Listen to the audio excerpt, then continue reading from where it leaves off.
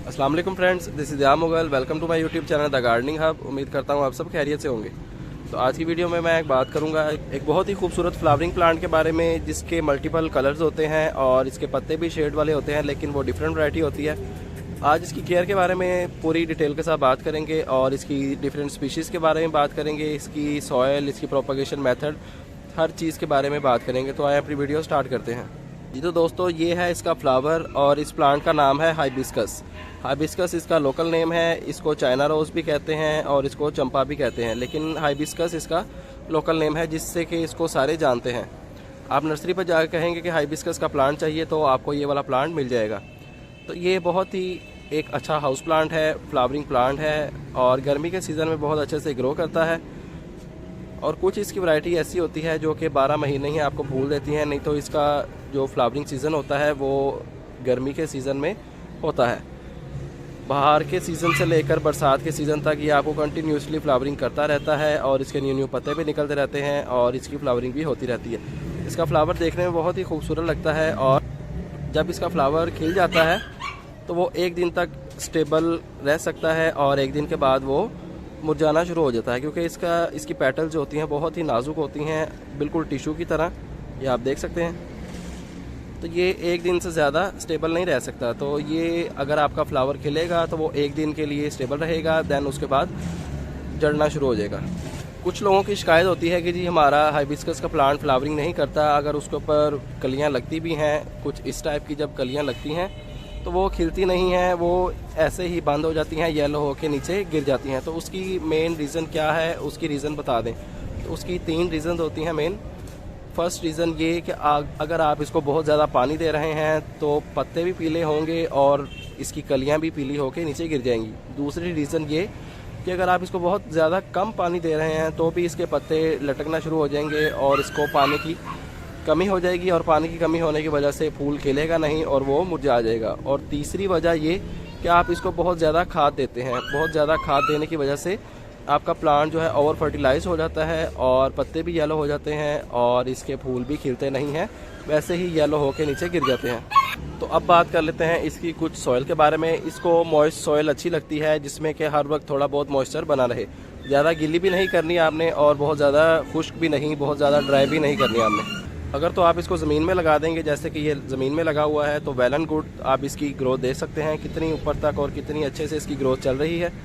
बहुत ज़्यादा इसके ऊपर फ्लावरिंग भी होती है, लेकिन उसका फ्लावर का एक ही मसला है कि वो एक दिन से ज़्यादा स्टेबल नहीं रह सकता और एक दिन के बाद वो जड़ जाता है। लेकिन इसके ऊपर बहुत ज़्यादा फ्लावरिंग होती है। सुबह का टाइम इसकी फ्लावरिंग देखने वाली होती है। माशाल्लाह इसके ऊपर बहुत ज़्यादा फूल खिले होते हैं और देखने में बहुत ही खूबसूरत लगता है। इसके फ्लावर के अंदर 3 शेड्स आते हैं जो लोकल, वैसे तो इसके फ्लावर के अंदर बहुत ज़्यादा शेड्स होते हैं, लेकिन लोकल नर्सरीज पे आपको जो 3 शेड्स मिलेंगे उसमें एक होगा रेड वाला, एक होगा आपका पिंक वाला और एक होगा आपका वाइट वाला। तो ये 3 शेड्स आपको बहुत आसानी के साथ हर नर्सरीज पर मिल जाएंगे। तो आप भी ये प्लांट घर पे ला सकते हैं। तो बात कर रहे थे इसकी कुछ सॉइल के बारे में। आपने इसको ज़्यादा पानी नहीं देना और बहुत ज़्यादा खुश्क भी नहीं रखना। बस आपने एक बैलेंस इसको पानी देना है, एक बैलेंस आप डाइट बना लें कि ये ना ज़्यादा खुश्क हो और ना ज़्यादा गीला रहे।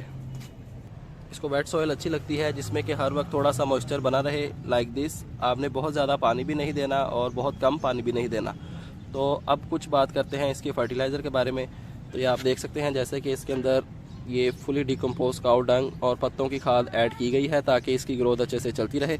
तो आप भी इसको नाइट्रोजन और फास्फोरस वाली फर्टिलाइज़र ऐड कर सकते हैं। नाइट्रोजन इसकी रूट्स के लिए और फास्फोरस इसके फूलों के लिए। नाइट्रोजन आपके पौधे को बढ़ाएगा और फास्फोरस से आपका प्लांट के ऊपर ज़्यादा फूल लगेंगे। और फूल ना लगने की जो मेन रीज़न्स होती हैं वो भी मैंने आपको बता दी हैं। तो अब कुछ बात करते हैं इसकी प्रोपगेशन के बारे में। जी तो दोस्तों, इसकी प्रोपगेशन 3 मेथड के साथ की जा सकती है। एक तो कटिंग के साथ, दूसरा एयर लेयरिंग के साथ और तीसरा इसकी सीडलिंग करके। इसकी सीडलिंग बहुत ही कम की जाती है, लेकिन आप ये समझ लेंगे इसकी सीडलिंग की ही नहीं जाती। इसको एज अ कटिंग लगा दिया जाता है और उसकी ग्रोथ 15 से 20 दिन के अंदर स्टार्ट हो जाती है और आपका एक मैच्योर प्लांट 3 महीने के अंदर मैच्योर प्लांट बन जाता है। इसकी यंगर शूट लें तो बहुत जल्दी इसकी ग्रोथ शुरू हो जाती है। ये देखें आप, जैसे कि ये यंगर शूट इसकी ग्रो कर रही है। 4 इंच की आप कटिंग ले लें और एक बेड बना लें। काफ़ी ज़्यादा कटिंग्स लगाया करें, जैसा कि मैं आपको प्रीवियस वीडियोस में भी कहता रहता हूँ कि 1 या 2, 5 कटिंग ना लगाया करें। कोशिश किया करें कि 20 से ऊपर कटिंग्स लगाया करें, ताकि अगर कोई बीच में से फेल भी हो जाए तो कोई इतना ज़्यादा मसले वाली बात ना हो। बाकी आपका जितनी भी कटिंग्स होंगी वो इंशाल्लाह सक्सेसफुल हो जाएंगी और आपके न्यू प्लांट्स बन जाएंगे। तो ज़्यादा से ज़्यादा कटिंग्स लगाया करें, ताकि आपको पता चलता रहे कि आप क्या गलती करते हैं और आपको कुछ ना कुछ सीखने को ज़रूर मिले। तो इसको एयर लेयरिंग से भी प्रोपागेट कर सकते हैं। एयर लेयरिंग के ऊपर मेरी वीडियो मौजूद है, इसके साथ मैं पिन कर दूंगा वीडियो, तो वो वीडियो देख के आप अपने प्लांट को, हाइबिस्कस को एयर लेयर भी कर सकते हैं। बहुत आसानी के साथ आप इसको एयर लेयर कर लेंगे तो आपके पास एक न्यू मैच्योर प्लांट बन के आ जाएगा। कुछ इसके प्लांट्स होते हैं जो कि 12 महीने ही फ्लावरिंग करते रहते हैं, और कुछ होते हैं जो कि आपको सिर्फ गर्मी में ही, बहार और बरसात के सीज़न में ही फ्लावर देते हैं। लेकिन इसकी ग्रोथ सर्दी में भी नहीं रुकती, न्यू न्यू पत्ते निकलते रहते हैं और फ्लावरिंग भी होती रहती है। तो ये बहुत ही अच्छा एक हाउस प्लांट है।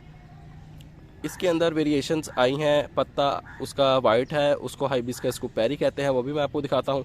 जैसे जैसे आपको पता है कि दुनिया तरक्की करती जा रही है, वैसे ही चाहे इंसान हो, चाहे कोई भी चीज़, जानवर या पौधे, रोज़ ब रोज़ तरक्की होती रहती है और इनके बारे में नई नई चीज़ें दरियाफ्त होती रहती हैं। तो अब तो इसके फूल भी इस तरह के आ गए हैं कि जो 2 से 3 कलर के फूल हैं, वेरीगेटेड फूल हैं। उसका पत्ता भी डबल पेटल है और वो 3 से 4 दिन स्टेबल भी रहता है फूल। लेकिन वो अभी इतना पाकिस्तान के माहौल के साथ अटैच नहीं हुआ। वो प्लांट मर जाता है, गर्मी बर्दाश्त नहीं करता, सर्दी भी बर्दाश्त नहीं करता।